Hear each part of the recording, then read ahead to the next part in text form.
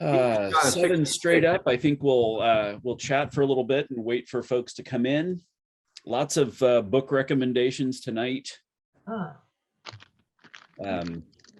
And just a reminder, I'll refer to this again during the time tonight, but I've been posting a few documents on the church's website on the History of American Evangelicals page, which are for further reading.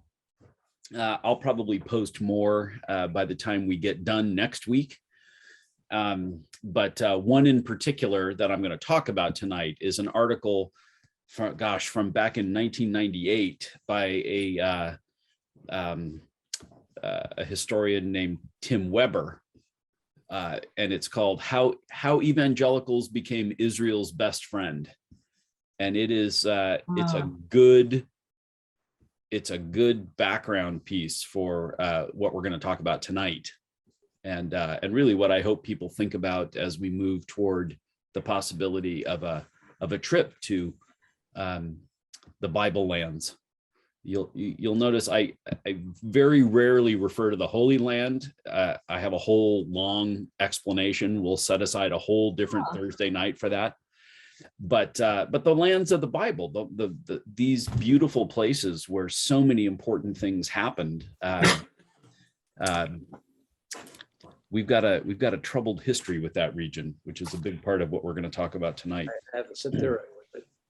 I've heard a lot of good things about that book about George Ladd. Oh boy. So you've seen the reading list. I read the book. Who read the book? Tad? Yeah. I Well, speak the big words. I take back everything I've said about you tonight. I wanted to learn something about who I was dealing with when you rolled into town. Right? It's a good idea, Tad. He's taking this for a grade. Teacher's pet. Yeah. Neener. Never know you read books. Kind of impressive that somebody can get their dissertation published as a book. Yeah. Yeah. Thank you. It was my dream to publish a biography of him. And so I even told my professor during my program that I was writing my dissertation with an eye toward getting it published. And he was fine with that. So, All right. Otherwise, dissertations, just by their nature, tend not to be the most thrilling reading. They're really good sleep aids. Well, you're not going to believe this, but accounting dissertations are really exciting. Yeah. Oh boy. I'm not Did you even reread them while you were in prison? I think on that note, Steve, I'm going to mute us for the good of all concerned and offer a prayer. So let me do this and invite you to join me in prayer. God, we thank you for the chance to be back together again, for the opportunity to continue to look through our history and see what we can learn about how to be and how not to be. God, I pray a special blessing on tonight as we talk about things that are very delicate and maybe even very sensitive for people who have different views. God, may we be gracious people. May these people be gracious to me, and may this be a blessing for us as we wrestle with some hard truths. We pray this in your Son's name. Amen. So tonight we're moving sort of closer to the present day. My history professor used to say that if you get too recent, you're really doing journalism rather than history, and that good history requires a little bit of distance to be able to make good discerning judgments about what you're analyzing. History is not just the recounting of facts, or we would all just tape a timeline to our wall and say we know history. What history gives us a look into the depth of things that happen, and looks at the things that caused those things to happen, and also the causes that the thing that happened led to afterwards. And it's that kind of analytical history that is that's really important. And whether we all know it or not, we have all benefited from good analytical history. And so I'm going to dive into something tonight after we do our review, where we talk about something that has real life implications for today, but is very directly a part of evangelical history. And so, as always, I've got a sort of a truncated review because I want to point us in a particular direction. But we have been talking about evangelicalism as this coalition of primarily Protestant Christians in renewal movements in varying places and times. We've talked about the origins of evangelicalism as we know it, as being in the early 1700s. 1730 is a good date if you're looking. Somebody asked you, when did evangelicalism start? You can say 1730, or if that's a Jeopardy question at some point. We talked about David Bebbington, who is a scholar of evangelicalism in both Britain and America, and how we talked about biblicism, a high view of the Bible, a belief in the supernatural origins of the Bible, conversionism, that people need to make a decision for faith, and that once that decision is made, we're called to activism, to go out and help other people make that decision. And then crucicentrism, which is always the trickiest one. It's just really the idea that in the work of Christ on the cross, something happens that is not just a really good man dying for people that he liked. That there's something cosmic, there is something redemptive that happens in Christ's work on the cross. And so those four things tend to be the ways that we define the characteristics of evangelicalism. It was originally an optimistic movement. It was the 1800s were full of organizations that were founded by evangelicals to make the world a better place. They were at the forefront of abolition, the abolition of slavery. They were at the forefront of urban social work for the poor. Some of the rescue missions that are still around, including the one where I used to work, Union Rescue Mission, started in the 1800s as places that were founded by evangelicals to address society's needs. But over the 1800s, evangelicals became the dominant cultural force in America, and they came to rest in that. They came to sort of assume that to be an American was to be an evangelical, and to be an evangelical was an American, which would have been a great surprise to many British evangelicals. But so at the end of the 1800s, we have these intellectual and social movements that were perceived as threats to evangelical America. One of them was immigration, of which my grandparents were a part. And many of your parents and grandparents may have come during that period, but certainly millions of people came from other parts of the world, primarily Europe, primarily non-Protestant Europe. So many Jews from Central Europe in the early part of the 20th century, lots of Catholics like my grandparents and all the other Italians and Irish who came. And so these were perceived as threats. Because they upset the cultural dominance of people who were white evangelical Protestants. Two movements, though, also were perceived as threats, and one of them was the rise of Darwin's theories of evolution, which were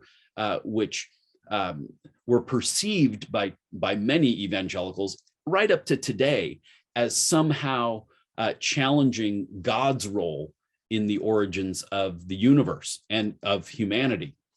And so that was one thing. It led to a sort of anti-intellectualism and a rejection of science as being somehow opposed to faith. And all of us should be aware that that's still playing out during the COVID pandemic.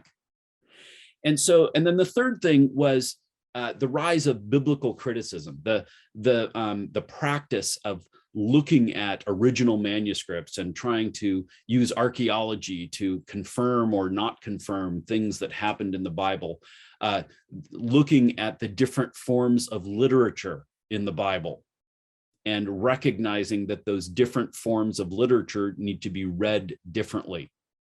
That's going to play an important role tonight.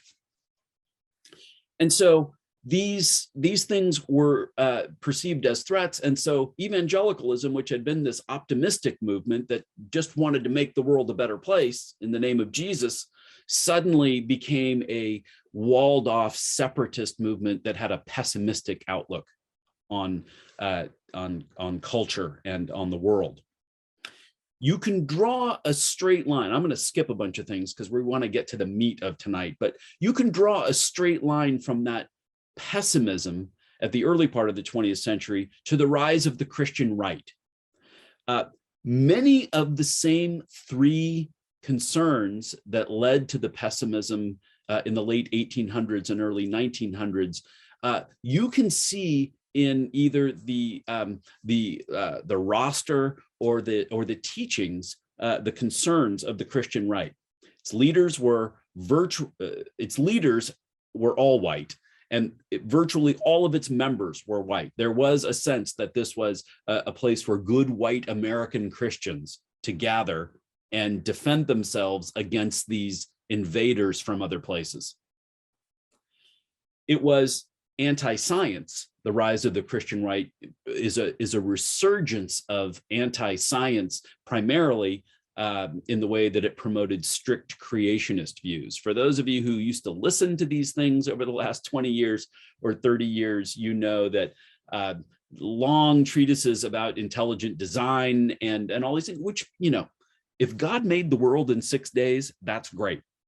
I have questions about why there's evidence that it took so much longer than that. But this is not about whether God exists or not. This is about humans doing what God gave them the capacity to do, which is observe their world and draw conclusions from it, otherwise known as science. So these things were, those are the first two concerns. And then the Christian right championed a very peculiar form of literal reading of the Bible. And all of these things that I'm drawing together from our past weeks are going to help us understand tonight. I want you to hear that the Christian right is still fighting the same three threats that it perceived 100 years ago: immigration, evolution, and biblical criticism. But for the last century, or most of the last century, where evangelicals and fundamentalists used to use theology to address these issues, Jerry Falwell and the Moral Majority built a bigger coalition by building it around political and social views and not around theology. You'll remember from a couple of weeks ago that when Jerry Falwell first started, he was hosting big rallies around the country that were I Love America rallies. And this sort of formed into the more, what was then the more sophisticated version of that, which was the Moral Majority, which wasn't just evangelical Protestants. It included Catholics and conservative Jews and Mormons, because they agreed on the social issues that animated, that really got the fires going of the Christian right, of the Moral Majority. Those issues, there were 4 listed in the founding principles of the Moral Majority: a promotion of school prayer, being anti-abortion, being anti-homosexuality, which was shrouded in positive language about being pro-family. Pro-family became code for being anti-gay. And then the 4th one was being pro-Israel. And that's really going to take up most of our time tonight in just a bit. They were all built around the belief that that America was God's chosen nation. And in the end, it became more about that patriotism than Christian evangelicalism, even though it kept the brand name of evangelical. And so here's why this is so crucial. In the churches that embraced that new way, remember, the moral majority isn't an old thing, it's a new thing. It's a new way of defining what it meant to be Christian. The churches that embraced that new way of engaging the culture, being a Christian became defined more by what you thought about those issues than by Christian theology or the Bible. I want to say that again. In the churches that adopted this new way of thinking about what it meant to be a Christian, what you thought about those issues, school prayer, abortion, homosexuality, and Israel, those became the defining markers of whether or not you were an evangelical Christian, not something in Christian theology and not something in the Bible. That's a problem. And it's a problem that has led not just to the conflicts that we've seen in our own country over the last couple of years, but it's led to almost a century of suffering in the Middle East. And that's where we're going to spend most of our time this evening. So I get that this is a controversial thing. And I just want you to know that I'm going to use words very carefully. To say something negative or just critical about Israel is not being anti-Semitic, no matter how much people tell you that it is. And so we're going to all put our big kid pants on, and we're going to have an honest conversation about some of the things that have happened and how they connect to the history of evangelicals in America. I mentioned before this peculiar literal reading of the Bible. And we need to take a look again at what we talked about a month ago about this theological system called dispensationalism. Now, for those of you who grew up in it, this is going to be a review. You can check out for just a moment. But for most of us who did not, and it was a big part of my own dissertation research, but it is as confusing as any other thing I didn't know anything about. When I started my studies. Dispensationalism is a way of understanding the Bible that relies on both a literal reading of the Bible in English and a way of attaching what you read literally in the Bible to biblical prophecy. It takes the history that we see in the Bible, primarily the Old Testament, and it breaks it into individual economies or dispensations where God interacts with people differently. Now, that might sound foreign to you, and if it does, you're probably lucky, but in other words, God interacted with Adam and Eve in the garden personally, face to face. After the fall, God interacts through a system of sacrifices and laws. For a while, God leads his people directly, but then eventually he sends judges, and then eventually there are kings, and then eventually there are prophets. And you see these different ways that God interacts with his people in the pages of the Old Testament. And the dispensationalists broke those into strict eras where God interacted differently with his people. I'm going to show you the way that a lot of this was taught in the late 1800s and for most of the 20th century. This is a dispensationalist chart. I have a collection of these. This is a way of looking from my left, I suppose your left too, the age of innocence to the age of conscience, in other words, the age where you're aware of sin, to the age of human government, to the age of promise, which is when the Messiah was promised. And then you have these other, I mean, it really is complicated, but you have these dispensations moving through time, promising eventually a millennial kingdom, and then ultimately a new heaven and a new earth, for the former things have passed away. You'll see all the way over there at the right. Good dispensationalists memorized these charts. This became the way that they read the Bible and understood the scriptures for themselves. I've got another good one here. These, if you're really interested, it's a man named Clarence Larkin who compiled and drew up these charts. And these, so this is another one that tries to take the history of the church and of Israel and describe it through words and pictures. And you notice this thing where it says Book of Daniel and the feet get really long. It's one of these places where the prophecy didn't work out exactly the way they thought, so they just lengthened the man.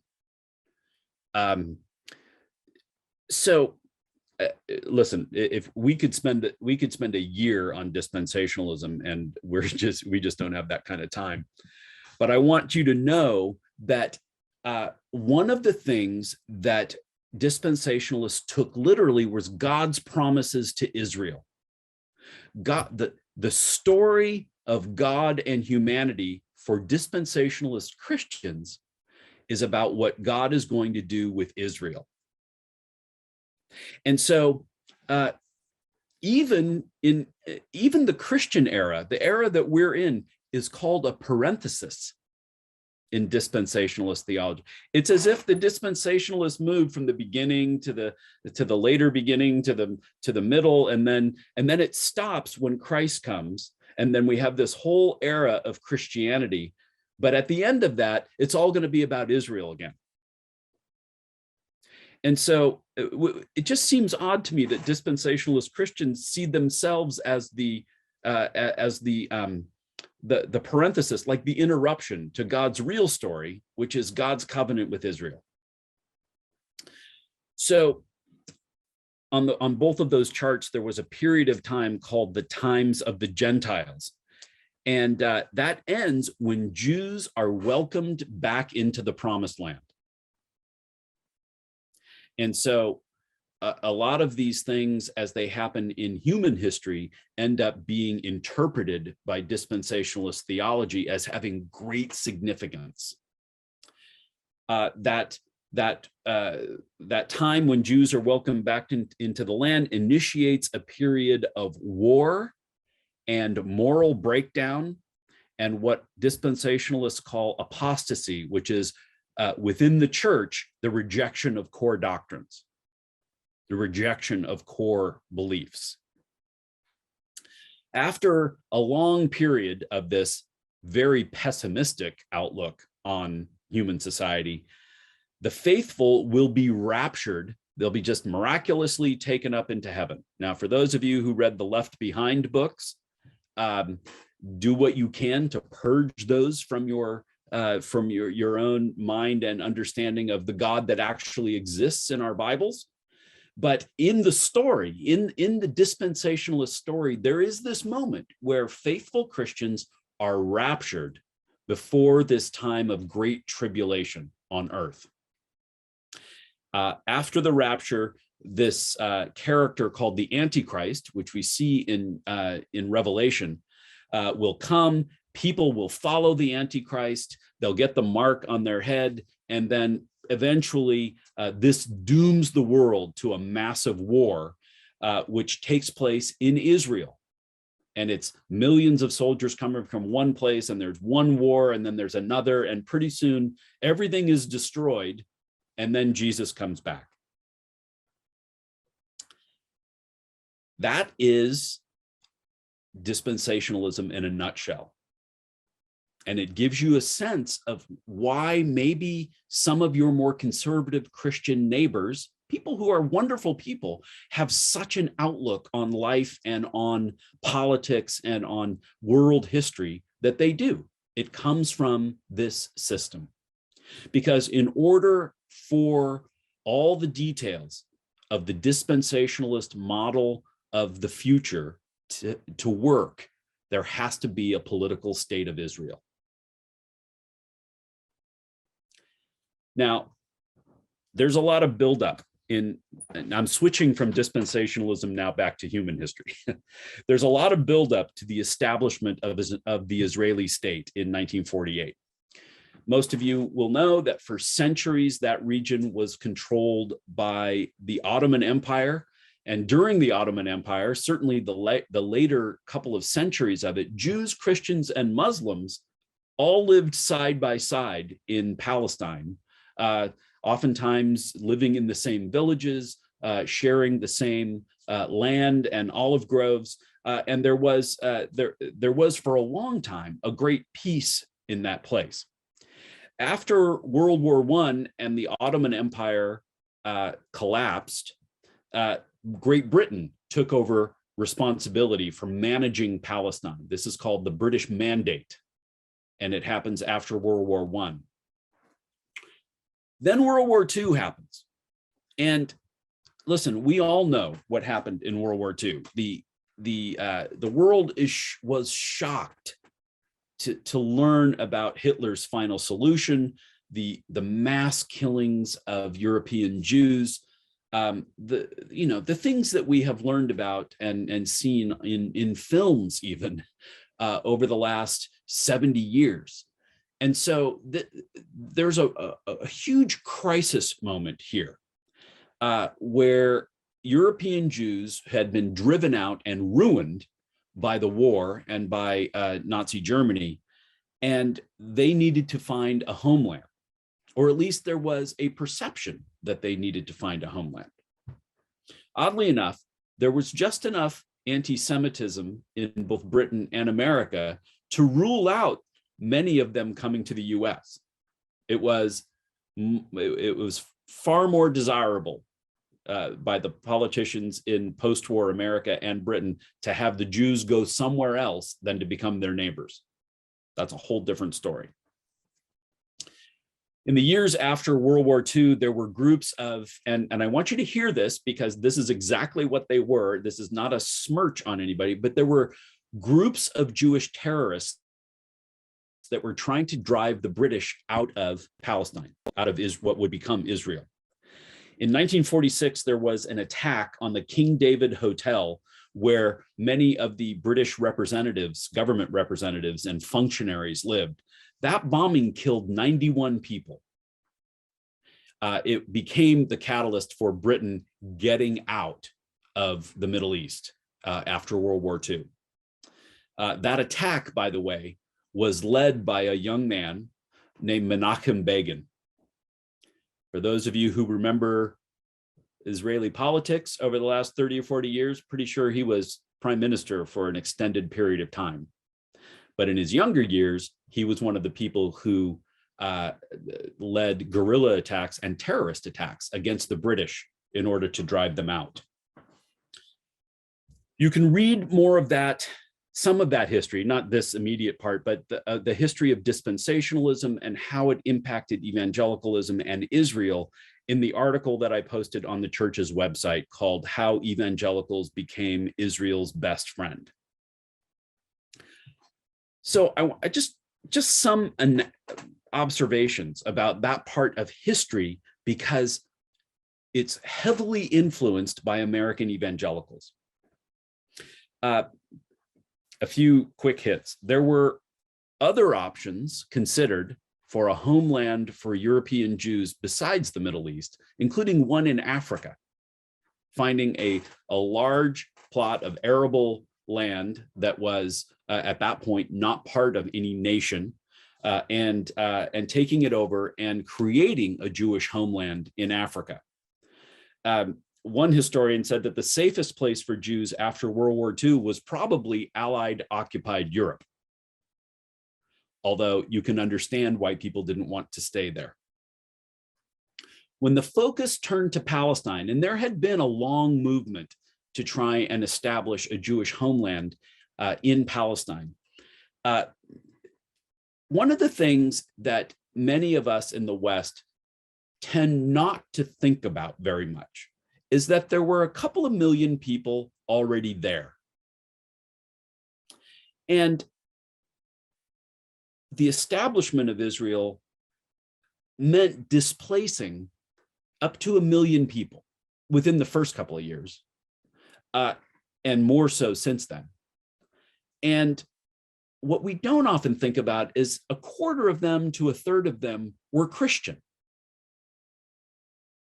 And so, but there is this, there are different kinds of approaches to the Palestinians or to the Arab population in modern Israel. There are people who want for there to be either a shared state or a two-state solution. There are people who want to continue what is now, which is there's basically a first class and a second class. There's a two-tiered system in Israel-Palestine now.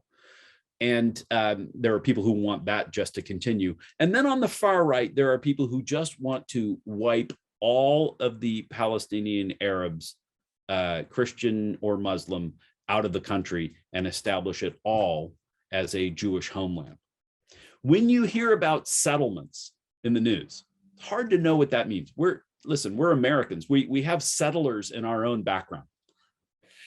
But settlements in Israel today, and for the last 30 or 40 years, have been small groups of people on the far right in Israel going into Palestinian territories and setting up basically like a trailer park.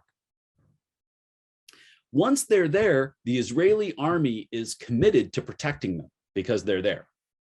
Well, then they will build, and there are whole cities that grew from just a couple of trailers put together that have taken more of the land that was partitioned for the Arab population and not for the incoming Jewish population. I'm going to show you a little bit of how this has progressed over time.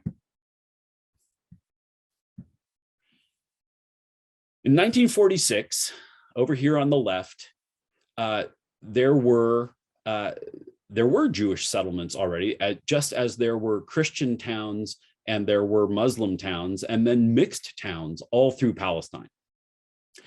And in 1947, the UN proposed a plan that would keep this part where my cursor is, where it says Palestine. This is what gets referred to in the news as the West Bank. It's the West Bank of the Jordan River that flows right here. So this is the West Bank. This over here that I'm circling is the Gaza Strip. And this over here, oh my gosh, I completely forgot what this was called, but this was a contested area because it borders desert and then Egypt farther over the other direction. So this was the plan in 1947. There was a war in 67, a fairly big war between the Arab neighbors who wanted to drive Israel out, and Israel that fought back and then took more of the territory. You'll see the different size here of the white part, the light colored part, which became Israel. They took parts of the West Bank. This right here is Jerusalem. It will always bend in there because Jerusalem is the great contested city right here. And then Gaza is right here. And then because of the settlements moving in, they have gradually taken, Israeli settlers have gradually taken Palestinian land in this part. This is 2010. It's worse now. Although I think the one part that's different now is that virtually all of this, it would be black now. So when we talk about the establishment of the Israeli state, we have to at least acknowledge that there were people there already, and that many of those people remain unhappy about what happened to their land. Many of them were Christian, but that doesn't mean that Muslim discontent about having their land taken has no value. I'm just trying to connect it to us. So all of this has been what has played out in the world over the last 75 years or so. When we talk about Palestinian terrorism, what we're really talking about is evil acts committed by people who had evil acts done to them. I'm making no excuse for terrorism here. It's as one of the people who has been regularly terrorized by it. I'm not saying this is a good thing. I'm just saying there's probably more to the story than we have heard. Why tell all of this? Because American evangelicals have been at the heart of this movement for the last 75 years. Between 1947 and 1949, over 400 Palestinian villages were deliberately destroyed, civilians were massacred, and around 1 million men, women, and children were expelled from their homes at gunpoint. That is an important thing for us to understand and to know that American evangelicalism has been a player in that process. Since the political state of Israel is essential to dispensationalism's view of the end times, many evangelicals will support Israel no matter what and blame all of the violence on other people other than the Israelis who are there. Virtually no one in this country will criticize Israel or Israelis, even when they do something wrong. For those of you who are political junkies, you know the saying that Social Security is the third rail of American politics. Touch it and you die. The third rail is the electric rail in an electric train. You don't want to ever touch the third rail. But I think honestly that Israel is the third rail of American politics in both parties. Anybody who says something critical sees their political career end pretty quickly. And it continues. This attitude of displacement continues, and it continues with the support of American evangelicals. Listen to this quote. Bezalel Smotrich is a member of the Knesset, the Israeli parliament.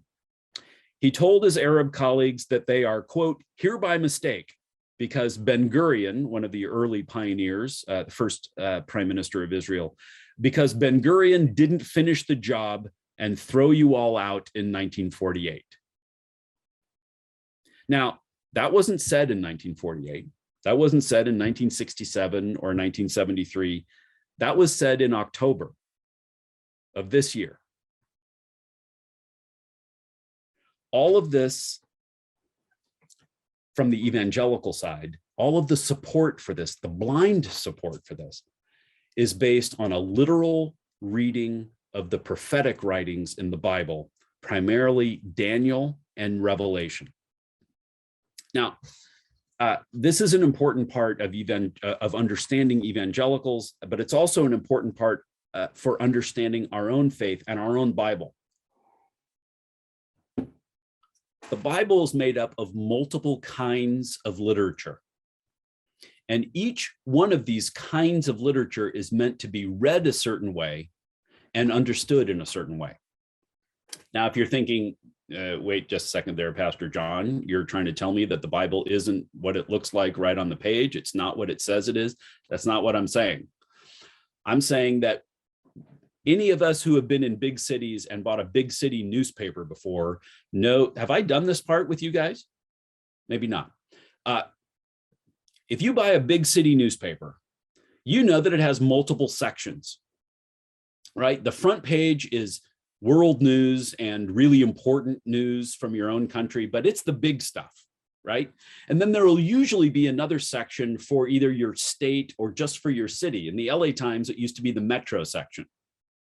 And then there's a business section, and then there's a sports section, and there's an entertainment section, and there are classifieds. Everybody here, as I say those names, knows what you find in each one of those sections.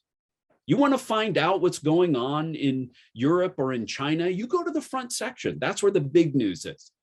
You want to find out what city council did, you go to the Metro section. You want to find out how the Dodgers did, or just to be fair, how the Giants did the night before, you go to the sports section. If you want to find out how your stocks did, now you can tell how old this story is the way I tell it, because we all go to our phones and computers for this. But if you want to find out how your stock is doing, you go to the business section. And if you want to buy a puppy, you go to the classifieds, or to find out where the garage sales are this weekend. Now, here's the thing. All that makes perfect sense, right? You would never go to the sports section if you're looking for a puppy. You would never go to the front page to find out what the movie times are at the local theater. You wouldn't go to the classifieds to find out how the Dodgers did. We are already conditioned to recognize different kinds of literature and what they're trying to teach us or tell us. The Bible is the same way. Some of it is meant to be read as history. Some of it's poetry. Some of it's law. Some of it, in the New Testament, we have 4 biographies of Jesus, all that tell the story slightly differently. We have letters, epistles, we call them in the Bible. And so there is this particular kind of literature in the Bible called apocalyptic. And it's Daniel and parts of Ezekiel and all of Revelation. And that kind of literature is meant for a particular purpose. And the people who read it back then would have known that. We rarely know that because we see it written there in English on the page, just like the other kinds of literature in our Bibles. The problem with reading Revelation as if it was like the Gospels or one of the histories in the Old Testament is that we end up missing the point that was actually there when it was written. Apocalyptic literature was written to communities that were undergoing persecution to remind them that God would win the battle in the end. And so think of them as long poems or graphic novels where the point is that the hero wins in the end. When you read Revelation like it's a history, you end up with all kinds of conclusions that aren't meant to be there. And in my opinion, that's what dispensationalism ended up doing with large sections of the Bible. It read them as if they were all meant to be read the same way. And it came to these conclusions and these strict predictions about what the future would be, and led to all kinds of things, like this hugely pessimistic way of looking at the world, and this sense of enmity towards people who believed something different than us, and a blind support for Israel because Israel needs to be there in order for the other pieces to all fall into place. And so ultimately, it's a Bible problem that has led evangelicalism to this place of being uncritically supportive of whatever Israel could do just about anything. When Israel was found to have spies in America, the country that pays most of its bills, when they had spies here, it was Christians who came to their defense while they're just looking out for their own security. And so that I don't want to rant too much on this, but I do. There's a problem with the way the Bible gets read that has led to some of these variants, or these different ways, or sometimes wrong-headed ways of applying the Christian faith to our relationship to the world. And so if dispensationalism teaches us that the world is made up of 2 kinds of people, a very narrow group of Christians who are going to be saved and the rest who are all going to be destroyed, think of how that shapes your outlook for church and for engagement in the community and in society. Bad Bible reading has consequences. And for all of its biblicism, evangelicalism has not always done a very good job of reading its own Bible. And let's be honest, neither have we. So there's always this caution of talking about these other people making these mistakes, because we just hold a mirror up. we will make these same mistakes too, but we're studying evangelicals today, so we get to pin this on them for at least tonight.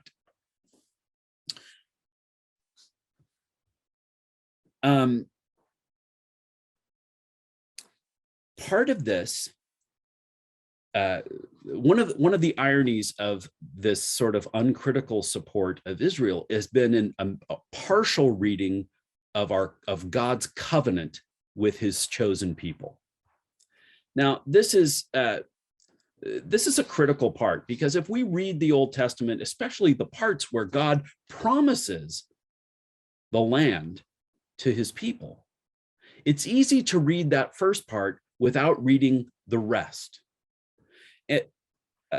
This may get me in trouble and it may not, but it's a little bit like every time I hear somebody read half of the Second Amendment, it makes me a little nuts, because the Second Amendment has a second part to it and a first part, actually a first part.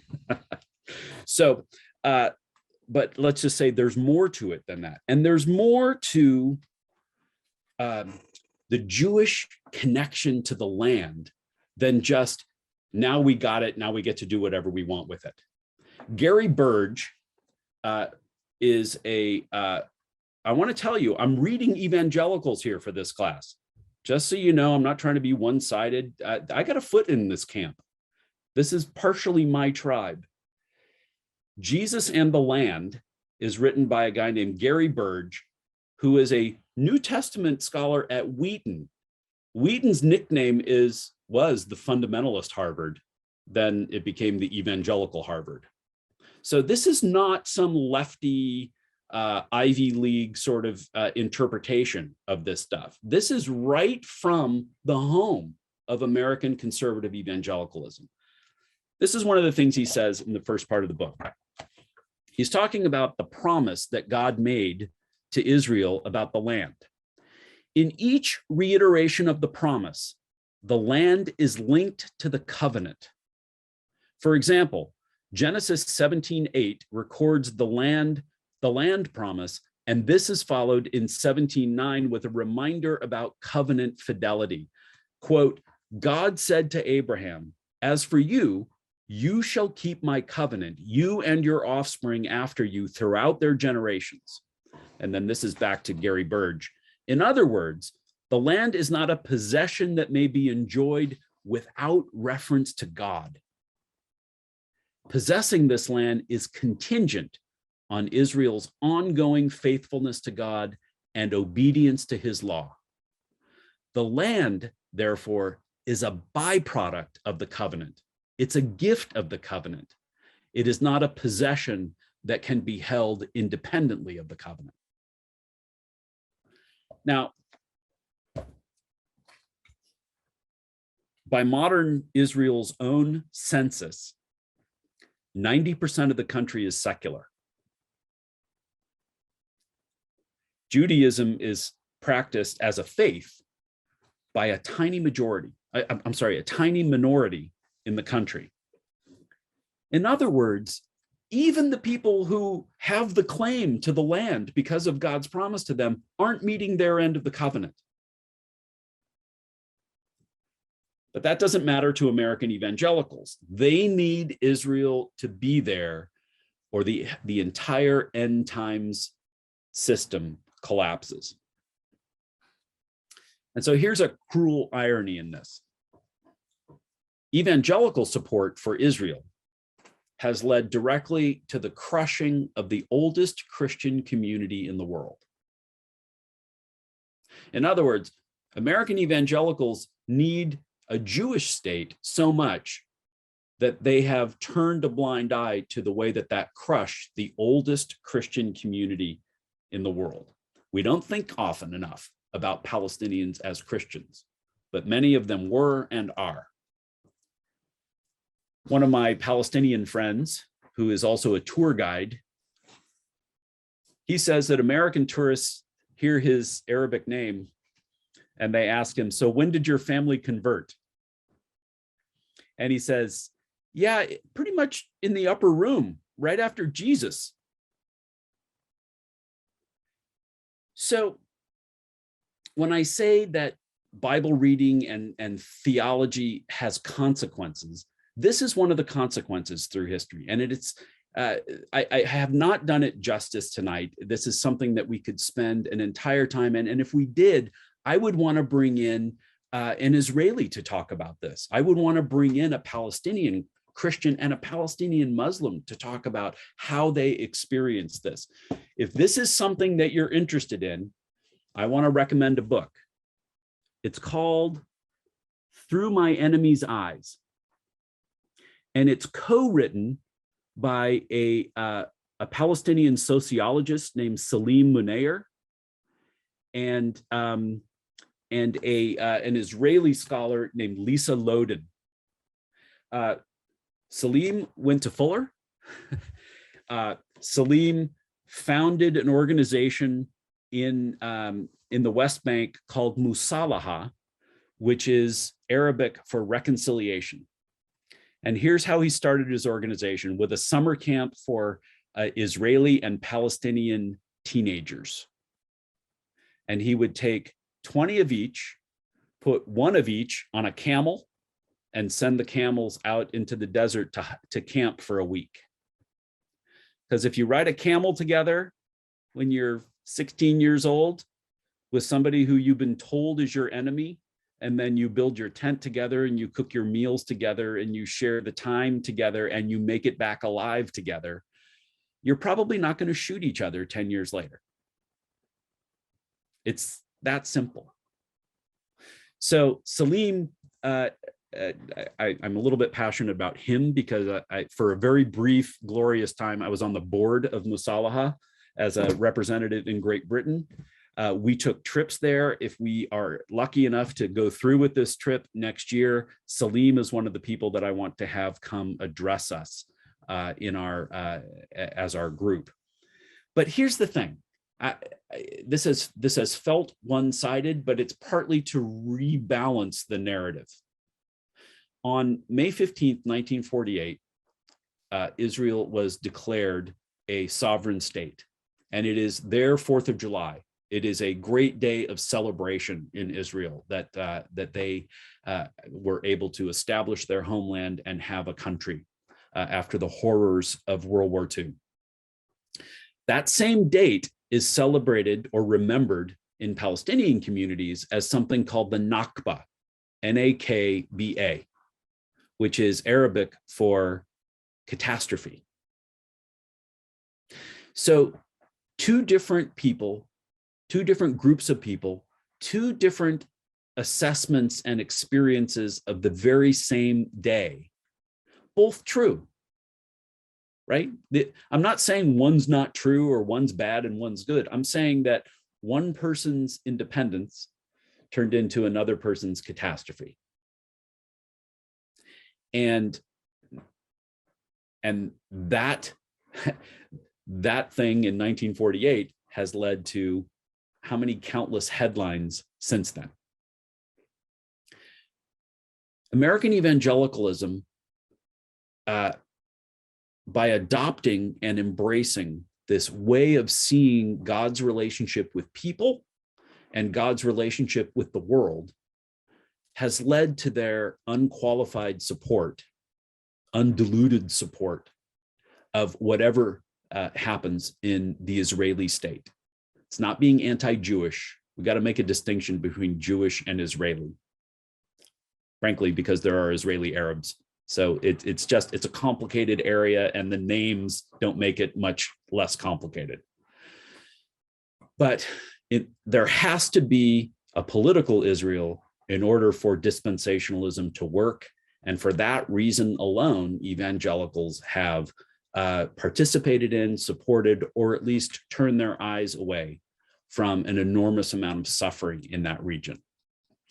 And so I know every country's got a story. Some of it's good and some of it's bad, and our own national story is the same. But the irony to me is that this has been something supported and led and energized by the very people who would call themselves the closest to true believers here in this country.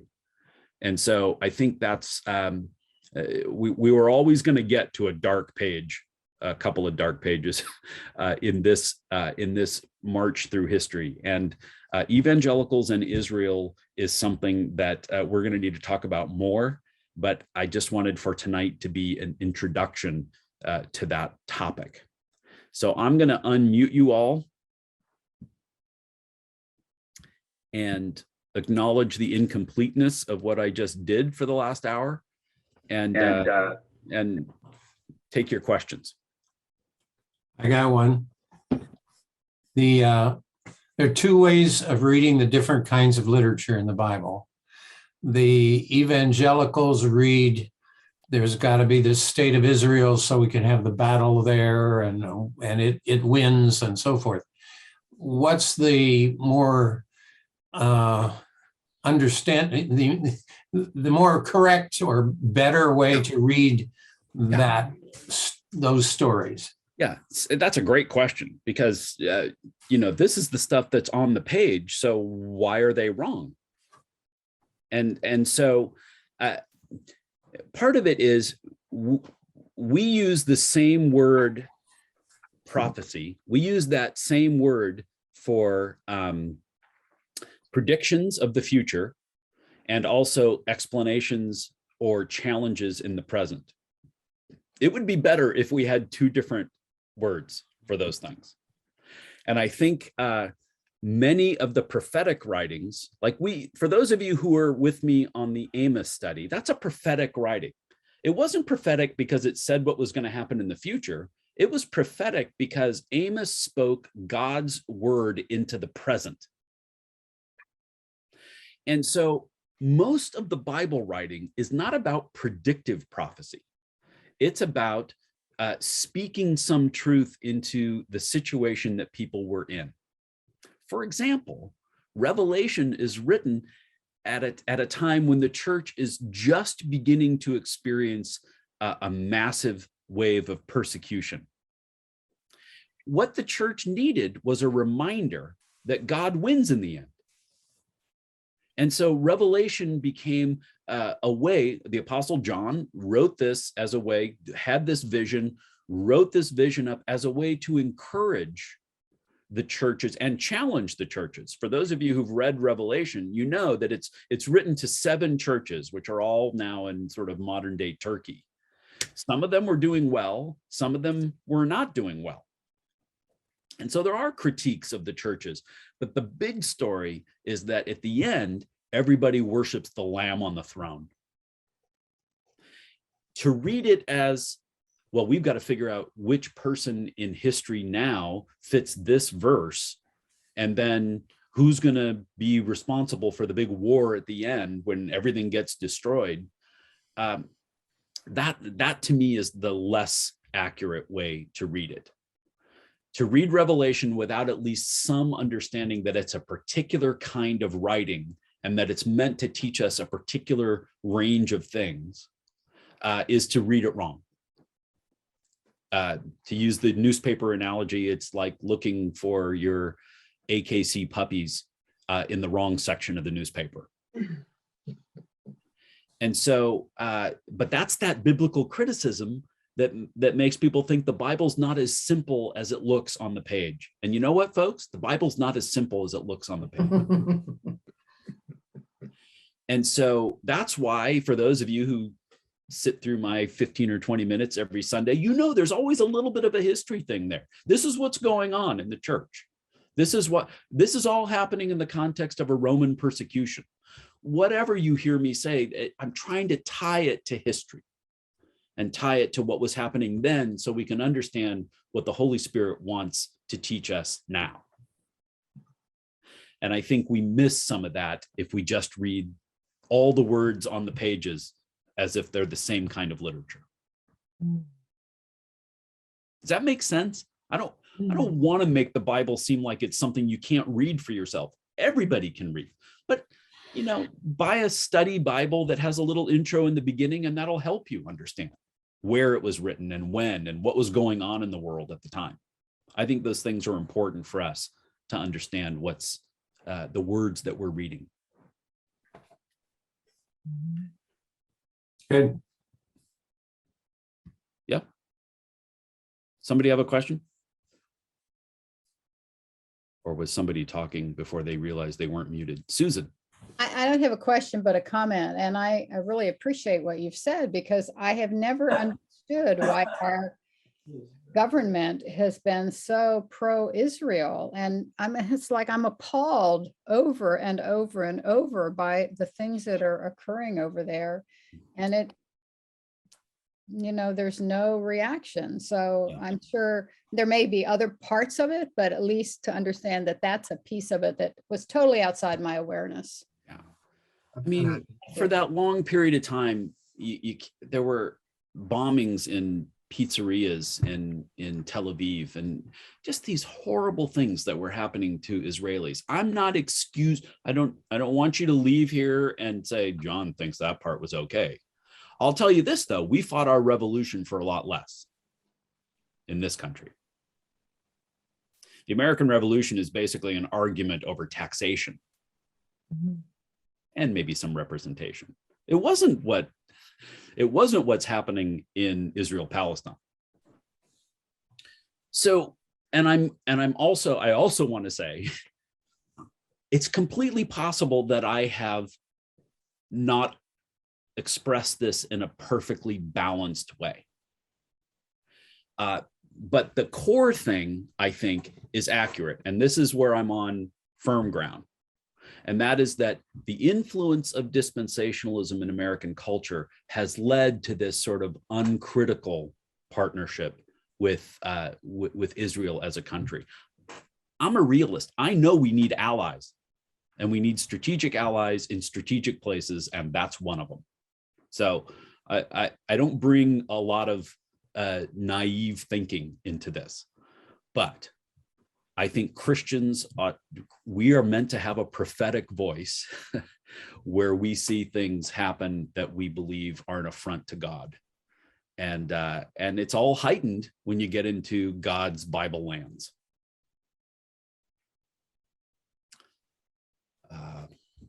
Yeah, please, Steve. Well, I was just going to say that when I had fewer cable channels, I used to watch TBN occasionally, and I was amazed at how often their broadcasts were centered on Israel, and how often their preachers were over there and having trips over there and broadcasting from there. Yeah. How central it was to their preaching and to their ministries. Yeah. When an Israeli prime minister comes to the US for a state visit, they do see the president, but they will rarely, if ever, leave, certainly a generation ago, without seeing Pat Robertson, Jerry Falwell, John Hagee, and now Jeffers in Texas. Because they mobilize millions of dollars, maybe billions of dollars, through their constituencies for Israel. And so Benjamin Netanyahu, you'll see this in the article, and this article is written in 1998 in his first stint as prime minister. In this last stint, it was very clear that he knew where the power was, and he knew where the influence was in this country. The odd thing is that evangelicals, as a rule, are almost always trying to proselytize and convince Jews to be Christians. So they need Israel.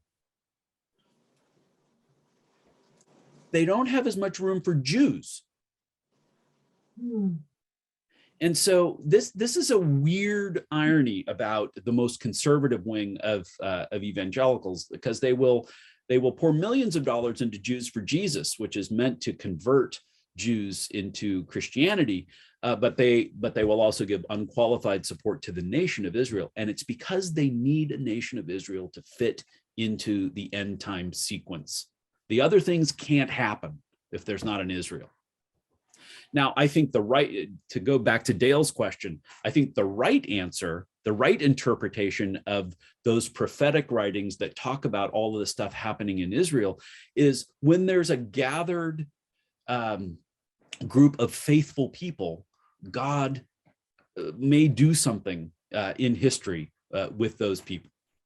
I don't know, but I know that the creatures that you see in Revelation are meant to be symbols of things that were happening in John's time, not necessarily in our future. Speak to her. Because the things that Jesus himself said was, we're not going to know the day or the hour. And yet dispensationalism's got a map and charts that's 2 out of an inch thick book of charts. And so Jesus himself says, even I don't know when I'm coming back. But the dispensationalists think they know. And yeah, it's just, I just read a quote from somebody that said, a Bible in the hand of some men is more dangerous than a bottle of whiskey. And you know what? That's true. One of my dear friends, who is a professor of Old Testament and actually the dean now of the Nazareth Bible College over there, Johanna Katanachu, he said that a Bible can be more dangerous than 100 terrorists. And this is a guy who lives in the West Bank. So bad theology has consequences. So on our watch, we're going to work humbly to do our best to have better theology than that, a better understanding of who God is and who we are and what we're supposed to do about that relationship. I'm sorry, you have a polite sticker of a hand, Anna. Oh, yes. Everyone's so quiet tonight. I just wanted to say thank you for this class. And there are a lot of tricky issues of all vintages. I wish my grandpa were here right now so he could teach about the book of Daniel. He was really good on that one. I have a feeling there are a ton of questions and we could easily do a very long series on just examining these issues somehow. My one minor question right now, I don't know if there's a quick answer, but has anyone brought up to the dispensationalists about how, there's this little problem with how you're picking which bit of the Bible, you're looking in the classifieds, bro, that kind of thing. Yes, and this is not a shameless plug, but the guy that I wrote my dissertation about was actually an early critic of dispensationalism back in the 50s and 60s. So much so that one of the professors that I interviewed said that dispensationalism in the year 2000 was just what George Ladd said it was supposed to be in 1950. So yeah, there have been critics, but remember that built into the dispensationalist system is the need to identify people who have strayed from the true faith. So they've created their own little tight circle where if you criticize them, well, you're not practicing the real faith, and they will separate from you. They will no longer associate with you.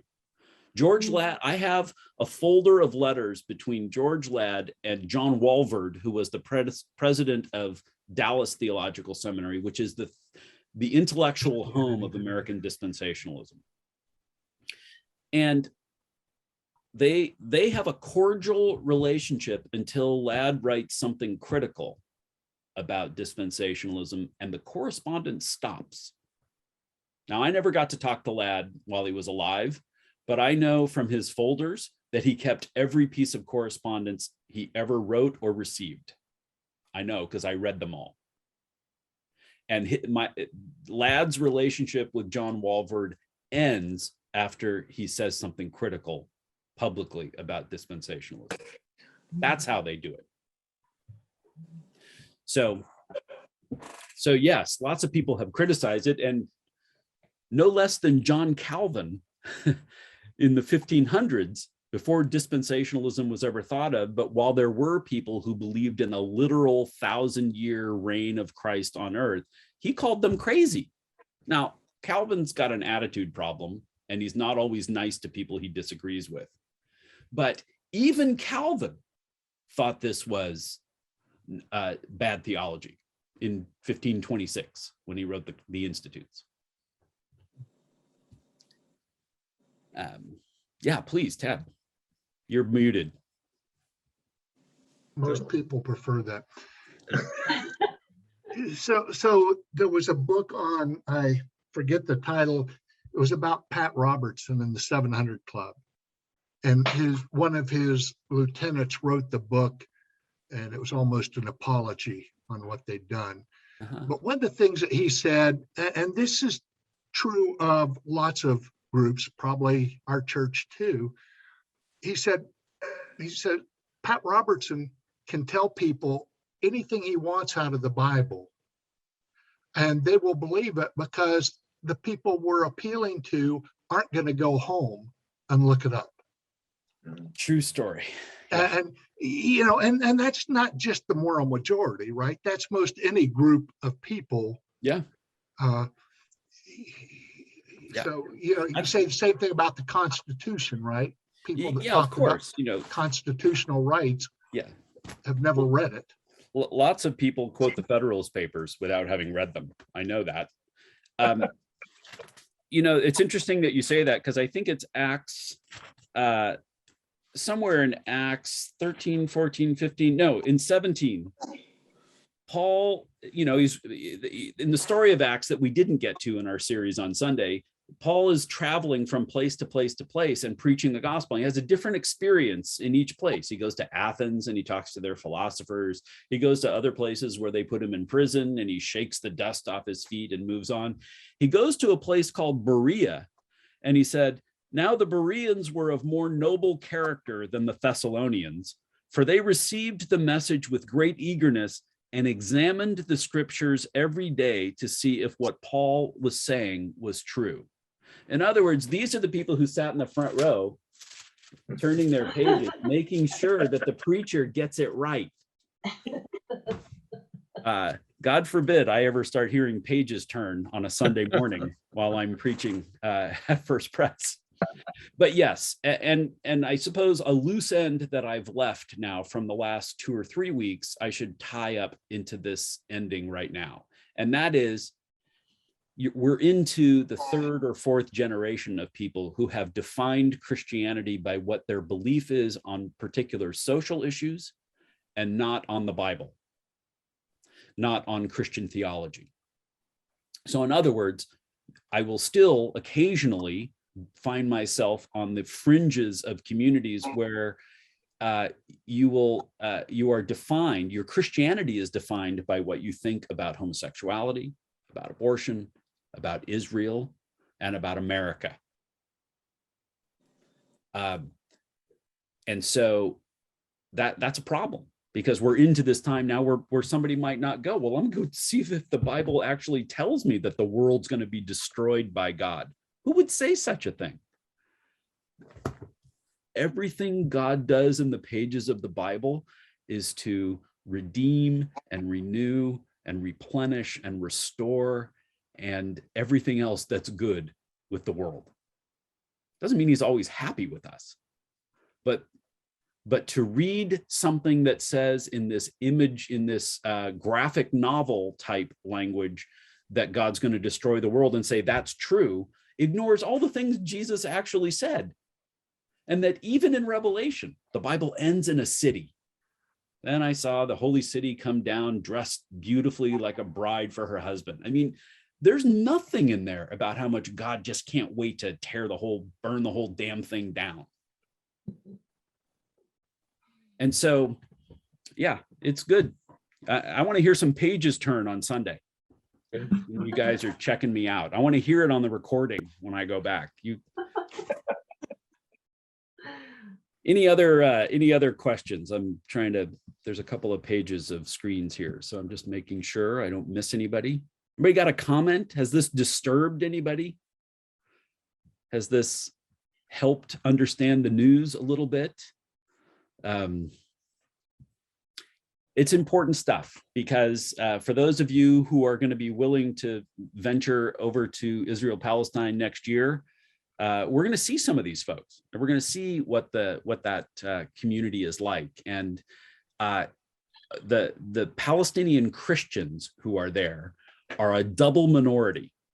The Israelis don't like them because they're Palestinians. The Palestinian Muslims don't like them because they're not Muslim. And so they live in this sort of double weak place. And it's from that place that they have become leaders in the peace process. It has been, it's largely unknown here that the elites in Palestine were almost all Christian. They were the ones who were educated. They were the ones who had university educations in other places and had the professions. When I went to Bethlehem for the first time, the mayor of Bethlehem was a Palestinian Christian woman. I don't know if that surprises you as much as it did me, but that is not our impression of Palestinians. And I think we got a lot to learn. And I can't wait to learn some of that with you. Yeah, Tad, please. So just a statement. It was a shock to me. There are between 12 and 14 million Jews in the world. Right? It's a very small sect. And approximately 5 million of them live in the United States, mostly New York City. Right. Yeah. So it's a shockingly small number of people. Yeah. It was a shock to me to hear that. Yeah. I'm not sure about the number, but I know that the proportions are interesting, that, you know, just like in the first century, probably 3/4 or more of Jews live outside of what we would call the boundaries of Israel. It has been a diaspora faith, a spread out faith. And, you know, every year now that you've been with me for Pentecost, you hear me talk about the diaspora Jews hearing the gospel in their own language. That's the miracle on Pentecost, is that the people from North Africa and Asia Minor who were Jews but not living in Jerusalem heard the gospel in their own language. And that's true now too. I'm not saying we shouldn't share our faith. I'm just saying, you know, let's be gracious about it. We're meant to love people into the kingdom, not convince them into the kingdom. Because I got news for you. That second one, that never works. That's bad for apologetics departments all over the country, but that's another thing. Any other? It's 8:18. I've kept you longer. Let me close us in prayer. God, we struggle to believe and to wrestle with what your promises have meant over time. But God, we believe that you love your chosen people still. We believe that you love us still. We believe that you sent your son to draw all people together and to make us into a loving, shalom-filled humanity. And so, God, we pray that whatever it is we think or hear or read, that we always come back to that one truth, that you sent your son to draw all people and all places together in shalom. May that be true today. May that be true forever. We pray this in your son's name. Amen. Thanks, everybody. Thank you, John. Thank you, John. We got one more Thursday. And I promise it's not going to get tied up in a neat little bow. That's just not the nature of this history. But and then what happens after that? Then I'm taking a break. And then it looks like when we start again in January, probably in the middle of January, Jen Rabinault and I are going to teach together the evening Bible study on Zoom. We may alternate weeks and address some like hard sayings in the Bible, either hard sayings of Jesus or hard sayings in the Bible. We might just unpack things that when we see them, we skip over to the next page. We might wrestle with a few of those and see if that doesn't help us understand the whole Bible better. So that's coming in January. Thank you. Sure. Right. Thank you. Thanks, everybody. Have a good night, evening. everybody. Bye, everybody.